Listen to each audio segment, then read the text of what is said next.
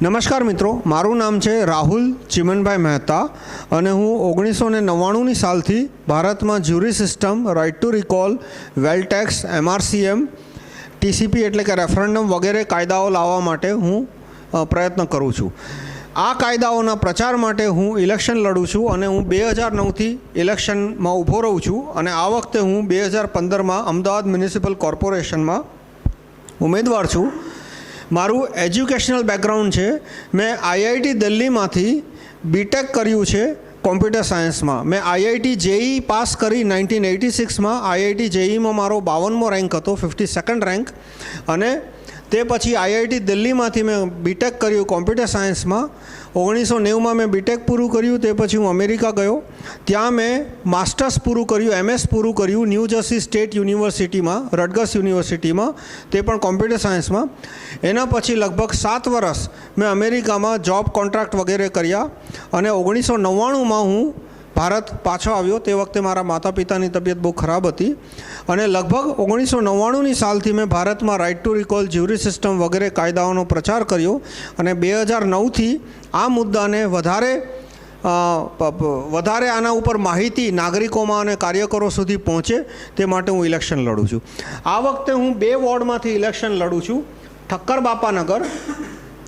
ઠક્કર બાપાનગરમાં મારો ઉમેદવાર નંબર છે 12 અને મારું ચિહ્ન છે બેટરી, હાથબત્તી, હાથમાં રાખી શકાય એવી ટોર્ચ. આ મારો ઠક્કર બાપાનગરમાં છે. અને રાણીપ વોર્ડમાં, રાણીપમાં મારો ક્રમાંક છે 14 અને મારું સિમ્બોલ છે પ્રેશર કુકર. અને આ વખતે ઇલેક્શનમાં સ્થાનિક મુદ્દાઓ છે અને અમુક રાજ્ય સરકારને લગતા પણ મુદ્દા છે, કેમ કે કોર્પોરેશનના લગભગ બધા કામ રાજ્ય સરકાર મારફત જ થતા હોય છે. જે સ્થાનિક કામ છે એમાં ન્યૂ રાણીપની અમુક સમસ્યા છે. ન્યૂ રાણીપમાં ટ્રાફિકની સમસ્યા ખૂબ જ ખરાબ છે. ન્યૂ રાણીપને ફરતે ચારે તરફ રેલવે લાઇન છે અને જે ફાટકો છે તે પહોળા છેલ્લા 6 વર્ષમાં ન્યૂ રાણીપની વસ્તી ઘણી વધી ગઈ છે, છેલ્લા 6-8 વર્ષમાં, પણ તે ફાટક પહોળા નથી કરવામાં આવ્યા, અંડરપાસ પહોળા નથી કરવામાં આવ્યા, એક પણ નવો ફાટક નથી બન્યું, નવા અંડરપાસ નથી બન્યા અને ઓવરબ્રિજનું કામ પણ વર્ષોથી ચાલે છે પણ હજુ પૂરું નથી થયું. ટ્રાફિકની સમસ્યા ઘટાડવા માટેના રસ્તા છે. ઓવરબ્રિજ તો બનવાનો હશે ત્યારે બનશે. ઓવરબ્રિજ બનતા હંમેશા સમય લાગતો હોય છે, પણ તાત્કાલિક થઈ શકે એવા અમુક ઉપાયો હતા જે ભાજપ કોંગ્રેસ બંને પક્ષોએ ન કર્યા. દાખલા તરીકે ફાટકની પહોળાઈ ડબલ કરવી કે 3 ગણી કરવી તે રેલવે માટે માત્ર 15-20 દિવસનું કામ છે, 1-2 મહિનાનું કામ છે. અંડરપાસની પહોળાઈ ડબલ કરવી એ પણ રેલવે માટે 2-3 મહિનાનું કામ છે. નવા ફાટક બનાવવા એ પણ રેલવે માટે 3-4 મહિનાનું કામ છે. નવા અંડરપાસ બનાવવા એ પણ રેલવે માટે માત્ર 3-4 મહિનાનું કામ છે. છતાં એ કામ થયું નથી. એનું કારણ શું છે કે અમુક નેતાઓ, અધિકારીઓ વગેરેની મોટા પાયે એમની જમીન ઘાટલોડિયામાં છે, ઘાટલોડિયા વિસ્તારમાં છે. એટલે જો ન્યૂ રાણીપમાં ફાટકો બને અને ગટરનો પ્રોબ્લેમ સોલ્વ થાય તો ઘાટલોડિયાના જમીનના ભાવ ઘટી જશે, ન્યૂ રાણીપમાં થોડા વધી જશે. એટલે ન્યૂ રાણીપમાં ઘાટલોડિયામાં પોતાનું ઇન્વેસ્ટમેન્ટ સચવાય એટલે આ નેતાઓએ ન્યૂ રાણીપમાં ટ્રાફિકની અને ગટરની સમસ્યાનો ઉકેલ ન થવા દીધો. ગટરની સમસ્યાનો પણ સહેલો ઉપાય છે. આપ અમદાવાદનો નકશો જુઓ. આપ જોશો કે અમદાવાદમાં સાબરમતી નદી ઉત્તરથી દક્ષિણ દિશા તરફ વહે છે. કેમ કે અમદાવાદની જમીનનો ઢાળ ઉત્તરથી દક્ષિણ તરફ છે. ન્યૂ રાણીપ થોડું ઉત્તરમાં આવે છે એટલે ન્યૂ રાણીપની ગટર લાઇનોને સુભાષ બ્રિજના ઓપન ગરનાળાની ગટર લાઇન સાથે જોડી દેવામાં આવે તો ન્યૂ રાણીપની ગટર ઉભરાવાની સમસ્યા પણ ઉકેલાઈ શકે છે. છતાં આ કામ જે વર્ષો પહેલાં થઈ જવું જોઈતું હતું તે આજ દિન સુધી નથી થયું. અને તે જે સુભાષ બ્રિજનું ઓપન કરનાળું છે એને પછી ઢાંકી દેવું જેથી તે એરિયામાં રહેતા લોકોને પણ વાસ ના આવે. તો ન્યૂ રાણીપના આ 2 અર્જન્ટ સમસ્યાઓ માટે મારી પ્રપોઝલ છે કે ન્યૂ રાણીપમાં ફાટકોની પહોળાઈ વધારવી, અંડરપાસની પહોળાઈ વધારવી, નવા અંડરપાસ બનાવવા, નવા ફાટક બનાવવા અને ન્યૂ રાણીપની ગટર લાઇનોને સુભાષ બ્રિજના ઓપન ગરનાળા સાથે જોડી દેવી. હવે પાયાના મુદ્દાઓ છે એમાં સૌથી મહત્ત્વનો છે રાઇટ ટુ રિકોલ અને jury system. Right to recall શું છે? હું એક સામાન્ય દાખલાથી શરૂઆત કરીશ કે માની લો આપની ફેક્ટરી છે. ફેક્ટરીમાં આપની 100-200 મજૂર છે, 20-25 સુપરવાઇઝર છે અને એકાએક સરકાર કાયદો બનાવે કે તમે તમારા એક પણ લેબરને 5 વર્ષ સુધી નોકરીમાંથી કાઢી નહીં શકો. સુપરવાઇઝર 60 વર્ષનો ન થાય ત્યાં સુધી એને નોકરીમાંથી કાઢી નહીં શકો. તો ગેરશિસ્ત, ઇનડિસિપ્લિન વધવાની કે ઘટવાની? હું ફરીથી પ્રશ્ન પૂછું છું કે માની લો આપના ફેક્ટરીમાં 400-500 લેબર છે અને એકાએક કાયદો આવે કે આપ 5 વર્ષ સુધી એક પણ લેબરને નોકરીમાંથી કાઢી નહીં શકો, આપ સુપરવાઇઝર 60 વર્ષનો થાય ત્યાં સુધી એને દૂર નહીં કરી શકો, તો ગેરશિસ્ત વધવાની કે ઘટવાની? સામાન્ય જવાબ છે કે એમની ઇનડિસિપ્લિન, ગેરશિસ્ત વધવાની. આ સમસ્યા સરકારી જગ્યાઓમાં છે કે નાગરિકો ધારાસભ્યને, કોર્પોરેટરને, સાંસદને ચૂંટે તો 5 વર્ષ સુધી એને દૂર નથી કરી શકતા. એને કારણે મોટાભાગના 80-85-90% 2-3 મહિનામાં, 6 મહિનામાં ભ્રષ્ટ થઈ જાય છે, ઇનડિસિપ્લિન થઈ જાય છે, ઇનએફિશિયન્ટ થઈ જાય છે અને નાગરિકોના સમસ્યાઓ વધતી જાય છે, નાગરિકોના કામ થતા નથી. એટલે રાઇટ ટુ રિકોલ એટલે કે નાગરિકો સુપ્રીમ કોર્ટના જજથી લઈ કોર્પોરેટરને, કોઈપણ વ્યક્તિને બહુમતી સાબિત કરીને નોકરીમાંથી કાઢી શકે તે પ્રકારના કાયદાઓ. રાઇટ ટુ રિકોલની વાત દયાનંદન સરસ્વતી 1870માં તાત્વિક સ્વરૂપમાં કીધી હતી.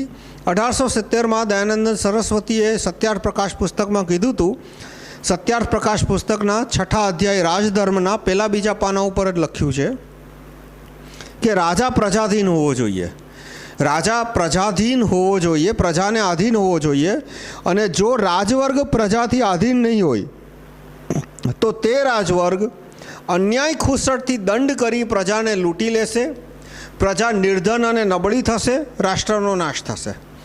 એટલે અન્યાય ખુસટથી દંડ કરીને એટલે સામાન્ય ભાષામાં કહીએ તો કલમના ગોદા મારીને એવા ચિત્ર વિચિત્ર કાયદા બનાવશે. દહેજ વિરોધી કાયદો, ડોમેસ્ટિક વાયલન્સ એક્ટ છે, પછી વેટમાં એક કલમ મૂકી દીધી કે મેં કોઈની પાસેથી માલ ખરીદ્યો હોય અને જે વ્યક્તિએ મને માલ વેચ્યો છે તે વેટ ન ભરે તો એની વેટ પણ મારે ભરવાની. Input credit will be denied if the vendor does not pay VAT. આ ટેકનિકલ લેંગ્વેજ છે. આ બધા કાયદાઓ આવ્યા એની પાછળ કારણ શું છે?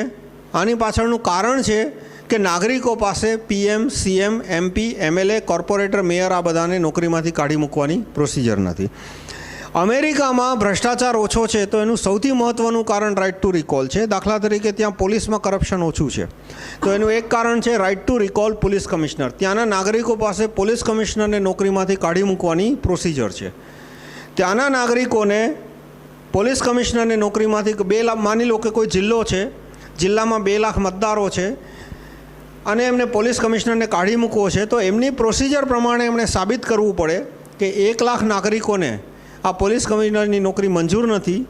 એમણે MP, MLA, PM, CM, high court જજ, સુપ્રીમ કોર્ટ જજ પાસે કોઈ ફરિયાદ કરવાની જરૂર નથી. પ્રોસિજર મુજબ સાબિત કરે કે 1 લાખ લોકોને આની નોકરી નથી જોતી તો એની નોકરી પૂરી થઈ. પછી એની નોકરી, તે પોલીસ કમિશનરની નોકરી સુપ્રીમ કોર્ટનો જજ, હાઈકોર્ટનો જજ, PM, CM, MP, MLA કોઈ બચાવી ન શકે.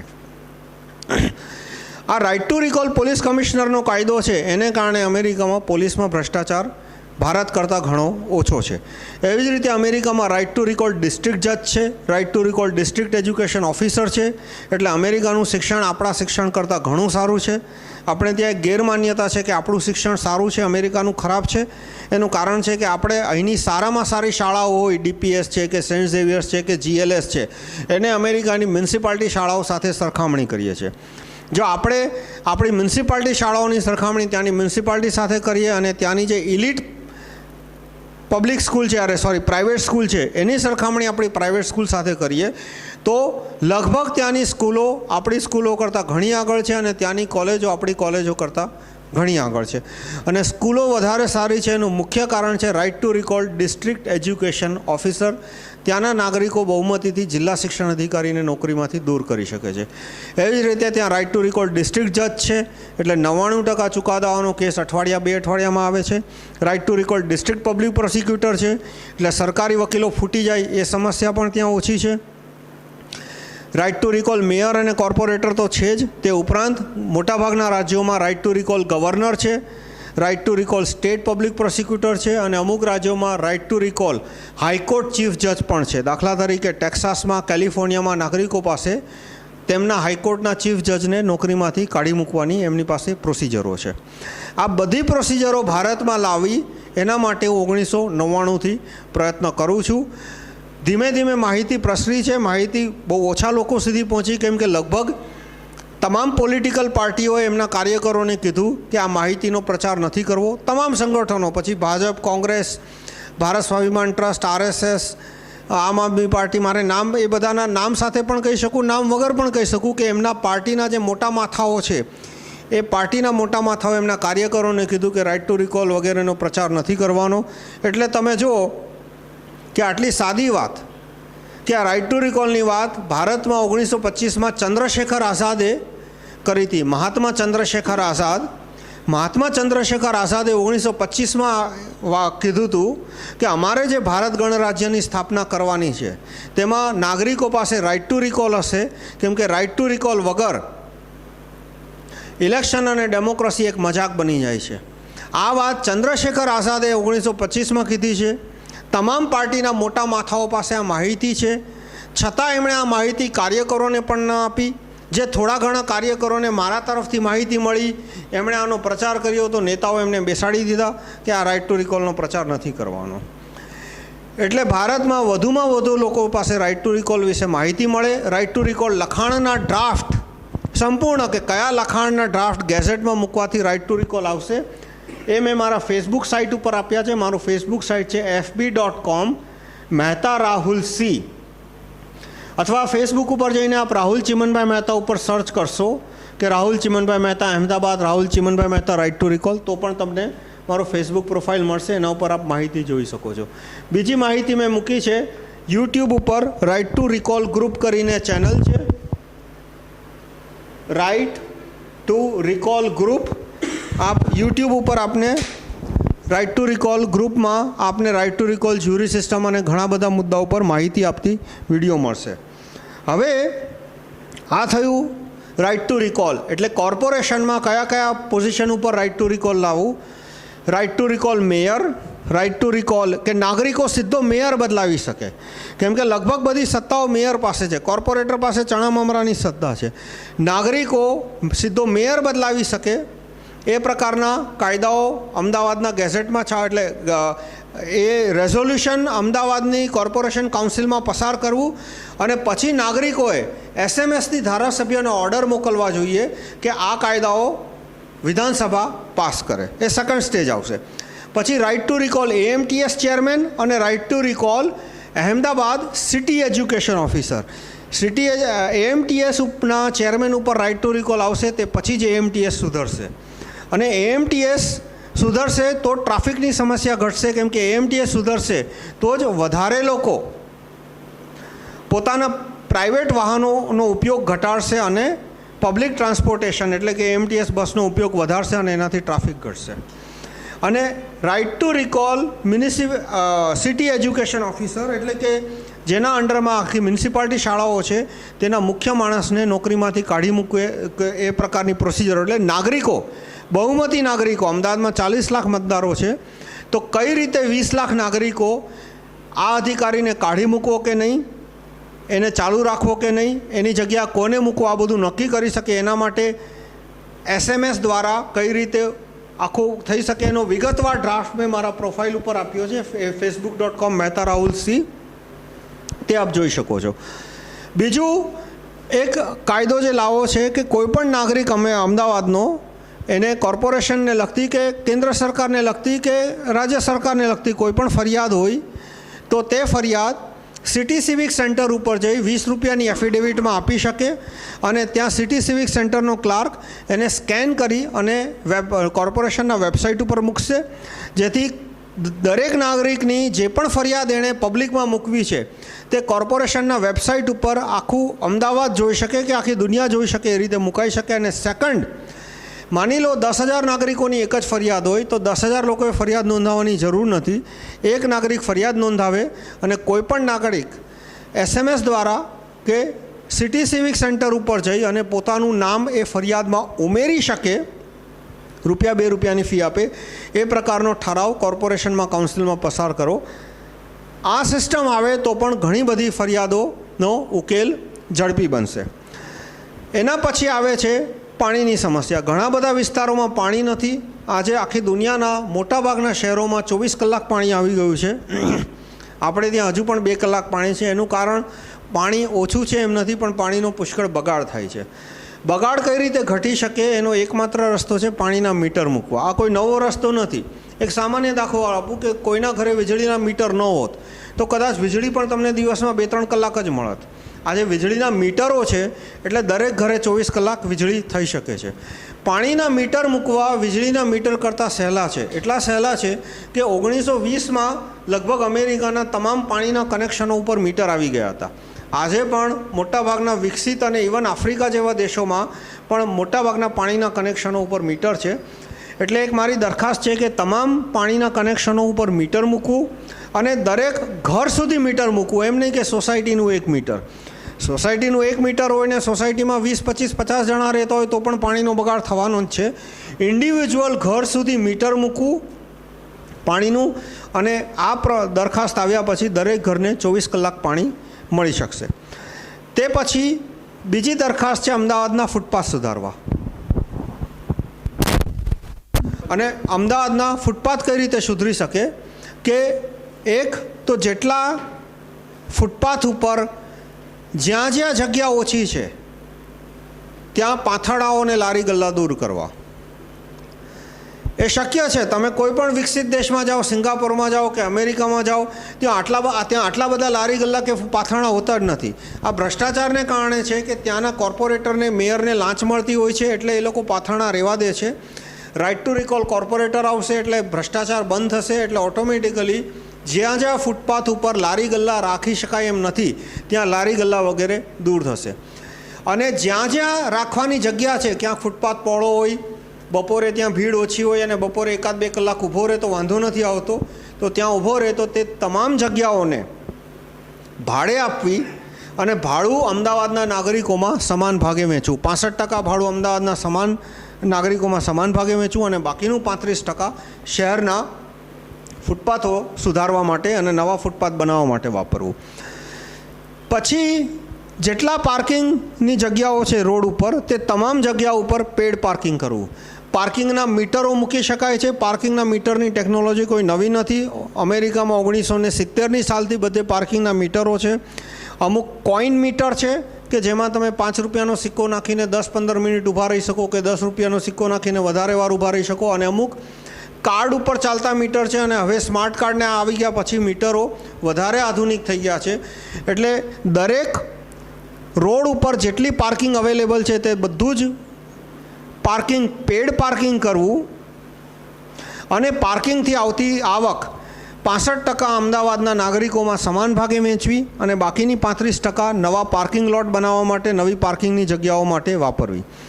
ફૂટપાથ સુધરશે તે પછી જ અમદાવાદમાં રહેતા જે સિનિયર સિટીઝન છે, ઉંમરલાયક હોય કે પ્રેગ્નન્ટ સ્ત્રીઓ હોય કે વિકલાંગ હોય, એમના માટે ચાલવું અને ફરવું સહેલું બનશે.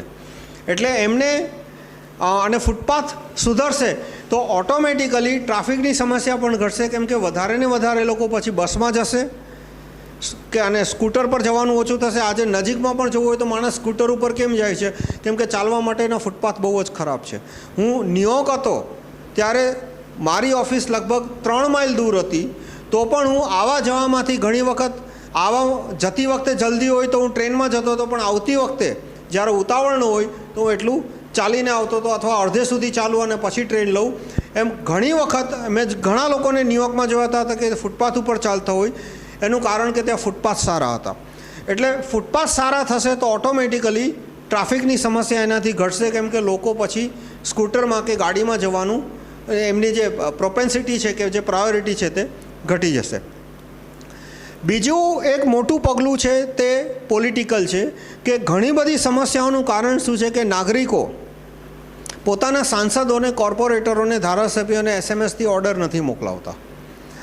જે કોઈ સૂચન યોગ્ય લાગે, સમસ્યાઓ નહીં, સમસ્યા વર્ણનમાં તો 60-65 વર્ષ નીકળી ગયા, પણ જે પણ કાયદો તમારે જોતો હોય, નાગરિકોને જોતો હોય, તો નાગરિકોએ SMS-થી MP MLAને ઓર્ડર મોકલવો જોઈએ કે આ કાયદો પસાર કરવો. કઈ રીતે કે કાયદાની વિગત ફેસબુક પર લખી લો. એટલે ફેસબુક ઉપર કોઈ પણ તમે વસ્તુ લખો એટલે ફેસબુક એનું લિંક આપે છે, એને પરમાલિંક કહેવાય. દાખલા તરીકે તમે ફેસબુક ઉપર કોઈ પોસ્ટ મૂકશો તો ફેસબુક એનું લિંક આપશે, આ પ્રકારનું લિંક આપશે. facebook.com/ મેં પોસ્ટ મૂકી હશે તો એમાં મારું આઈડી આવશે, મહેતા રાહુલ C/post, અને પછી એક આંકડો મૂકશે, 1 1 2 5 10, એક લાંબો આંકડો મૂકશે. તો જે સમસ્યાનો ઉકેલ તમને યોગ્ય લાગતો હોય એ ફેસબુક પર મૂકી અને પછી આ જે પરમાલિંક છે, આ પરમાલિંક કોર્પોરેટરને, MLAને, MPને SMS-થી ઓર્ડર તરીકે મોકલાવી કે હું આપને હુકમ કરું છું કે આ પરમાલિંકમાં લખેલો કાયદો ગેઝેટમાં છાપો. એ રીતે જેમ જેમ સંખ્યાની સાબિતી સહેલી બનશે, એમ એમ એ કાયદાઓ પસાર થવાની શક્યતાઓ વધવાની. તો આ મુદ્દા ઉપર એક મોટા પ્રચારની જરૂર છે કે કાર્યકરોએ નારેબાજી, રેલીઓ કાઢવી, જેને સ્લોગન શાઉટિંગ છે, રેલીઓ કાઢવી, પછી એ પ્રકારના પ્રયત્નો નકામા છે, ટાઈમપાસના છે, એ બધા કરવાની કોઈ જરૂર નથી. એના કરતાં જે કંઈ ઉપાય હોય તે ફેસબુક ઉપર મૂકી શકાય છે. ફેસબુક ઉપર મૂક્યા પછી એની જે પરમાલિંક છે MP MLAને SMS-થી ઓર્ડર તરીકે મોકલી શકાય. ભારતમાં આજે 70-80% લોકો પાસે મોબાઈલ છે અને તેઓ SMS મોકલી શકે છે. એટલે એ રીતે આમાં મોટી સંખ્યામાં નાગરિકોને આમાં જોડી શકાય છે. તો આ બધા મુદ્દાઓ છે. હું ફરીથી સંક્ષેપમાં કરીશ કે right to recall, jury system, આ બધા કાયદાઓના પ્રચાર માટે હું ઇલેક્શનમાં ઊભો છું. હું 2 વોર્ડમાંથી ઇલેક્શનમાં ઊભો છું. ઠક્કર બાપાનગર, ત્યાં મારું સિમ્બોલ છે બેટરી ટોર્ચ, હાથબત્તી, અને ક્રમાંક છે 12 number. Ranip, new Ranip ward, ત્યાં મારો ક્રમાંક છે 14 નંબર, અને ત્યાં મારું સિમ્બોલ છે પ્રેશર કુકર. અને જેમ મને વધારે મત મળશે એમ આખા અમદાવાદમાં કે ગુજરાતમાં વધારે કાર્યકરો right to recall, jury system, આ બધા મુદ્દાઓ ઉપર ધ્યાન આપશે અને એ રીતે ભારતમાં right to recall, jury system વગેરે કાયદાઓની શક્યતા વધશે. ધન્યવાદ.